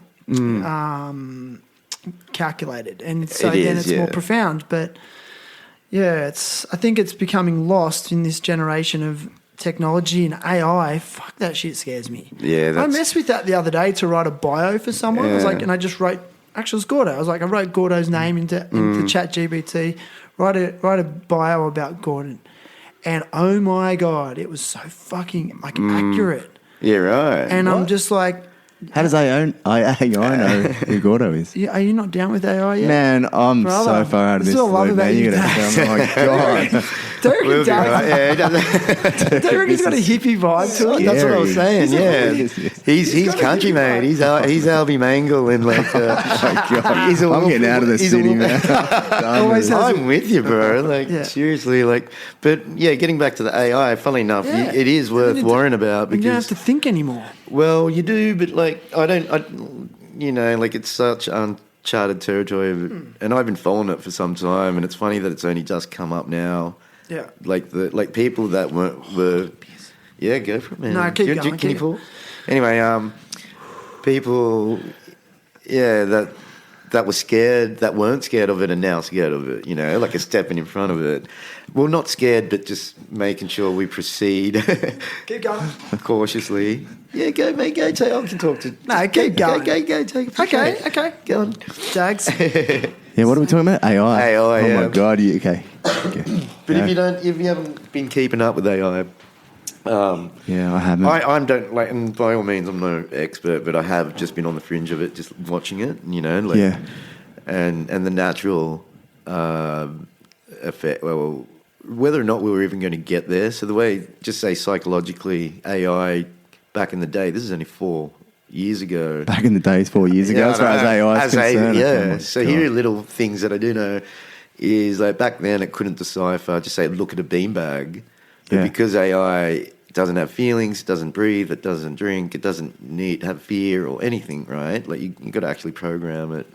But it would look at a beanbag and not look at it as something to sit on, whereas we do, because we got legs and we get tired and we got an ass. And now it does. But it was really hard for them to explain that, and this was through cognitive, like what Elon and that are doing for autonomous cars. So, like, for that to be able to register, but what is amazing about AI is how quick it can do it. Right. Yeah. Instantaneous, obviously. Yeah, and it gets further than that. But one thing I can't remember who said this, but it's like... But isn't like the chess, the chess machines that, like... Yeah. Isn't that AI? They were doing that in the 60s and whatever, but... Yeah. What was it called? Deep Blue? That's right, That's AI, right? Because it's learning how to play chess, and it's learning the best possible moves. And But computer, I guess, processing went up, and hardware and software combined, and technology has now stepped up, and what was a big gap has now been a short gap, basically. But it's crazy to watch. So can AI write the most perfect song? how's this? You can type in on YouTube AI. AI has made a Biggie versus Tupac rap battle. Right. And it's... And that's just drawn from the internet, you know? Like, so, like, they can represent voice. They're now learning how to speak, and, you know, like, there's some things you got to consider, like, and what scared me was, like, for instance, when you've got like the AI on one of those new electric motorbikes, you could be going 200, right? And your front tire hits an ice patch, and it slips out slightly. It takes about in the equivalent of 5 hours before the second wheel goes over that same ice patch. So it feels like a long time. It's thinking at 5,000 frames a second or something. So it's like an eternity for it, and you're going 200, and it's already sent the signal to the back, like watch out, and and adjusts the bike. And then you compare that to just say, like, you know, people like Elon saying, like, imagine you put every smart person that lived in humanity, from Newtons to Einstein, to everyone, in one box just to process shit. This can do it way quicker, like way quicker. I know. And then part of me is like, am I not being progressive enough? Like I guess with anything like new, like, do we resist change, or do we try to embrace it and understand it and see how we can utilize it? So I was talking to Sid Tapia the other day, and he uses AI for his art. So to conceptualize an idea, he'll tell AI, he's like, you know, AI, I've got an idea, a woman, maybe circa 1950, there's a backdrop of a palm tree, it's kind of got a retro feel, and then it will produce the concept, and then he'll create from that, and then he'll build on top of that. It's just like, okay, so that's pretty cool. Well, yeah, that's the Is that making us like dumber or more reliant as a species? And though? this is what I'm worried about. Yeah, you're getting. Or is it making us hyper intelligent, and we're going to get even better? Well, there's going to be a moment. The thing is, it's generational too. Like that, you know, we know what we know, and you got to admit, our age, us, from dial touch phones, you know, to Nokias, to the internet in general, you know, from beepers to the internet, you know, then to where we are now with like mini computers on our hips. Like, we've got to see the transition, you know, like, we knew what the old world was like, and the common sense of everything, and even just navigating in the States the first few times I went there without GPS was, like, ridiculous. Sam Smith and I were talking about it the other day. So easy. Like, yeah, like, now it's just like, but it makes you lazy, but it does, you know, used in the right way, it's like any tool, you know, like, you can do more work with it if you're smart enough to. Yeah, disciplined. I think so much discipline comes back to everything. I tell you what, one thing right now, I had a lock-in. Funnily enough, Dean took me to this party.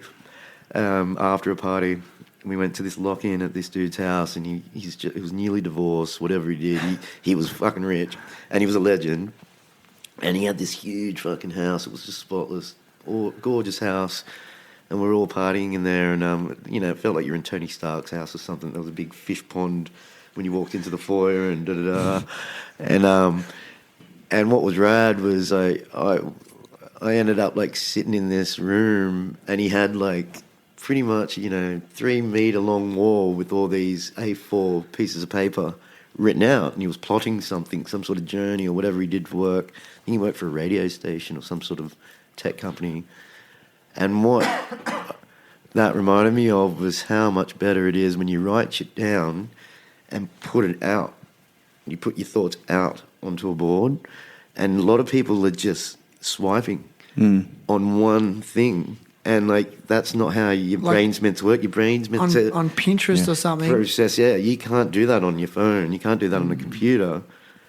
You know, but physically, when you write all these ideas down, you can see the plan. That's a lot different.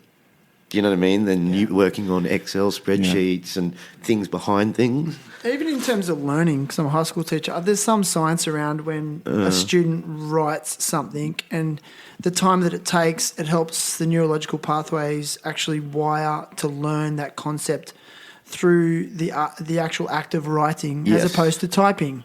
So the brain is able to absorb it better and process it. Yeah. So it sticks. Whereas, typing.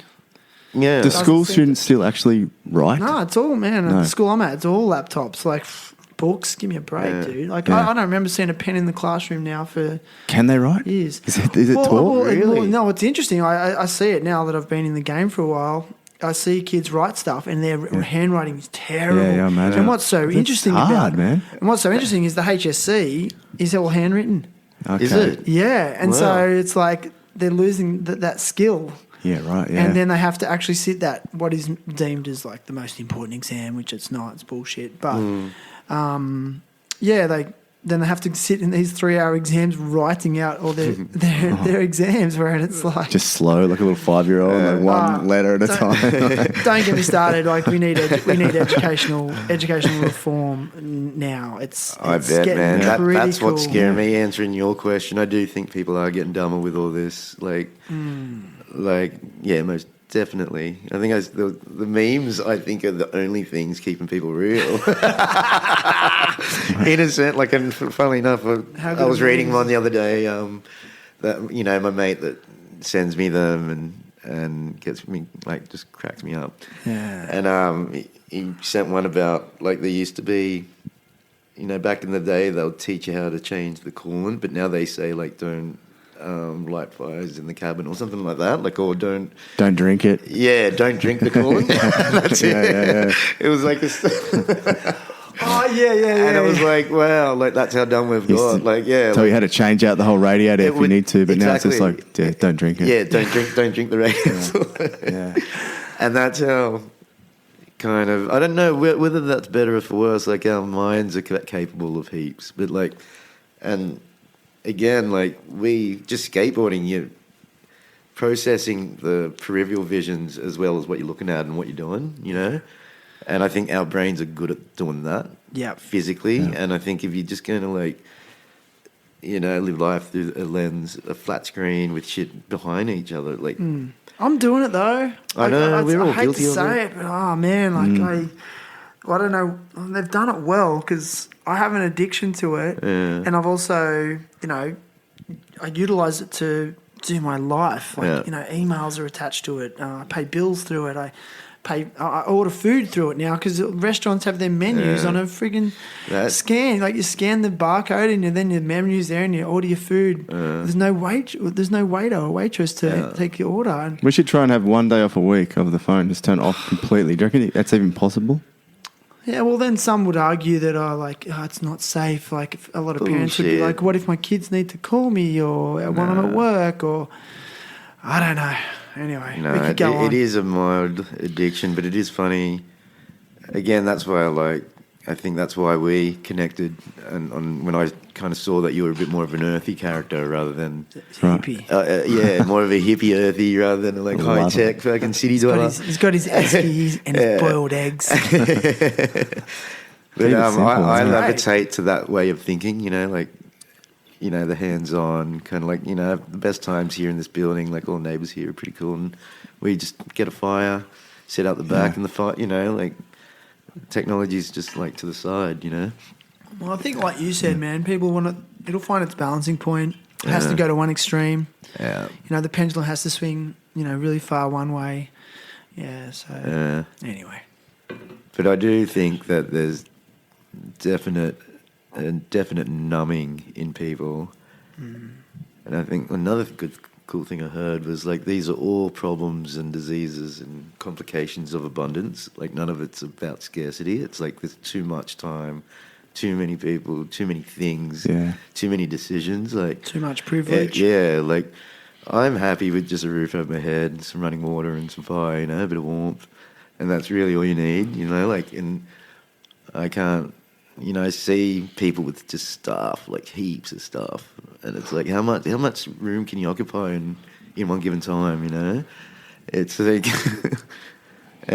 true. So it's simple's always good. I agree, man. Well, listen, it's been epic. I might leave it there with simple is always good. Yeah. Is there anything else you want to add though? Are you you're done? No. Yeah, It's wonderful, man. It was a pleasure, mate. I didn't feel as nervous as I thought I'd be. I didn't see any nerves at all. You're a rad human, Peanut. And All right, same Peanut, to you. everybody. You. Thanks, Darren. No worries. Thank you. Love you, Dags.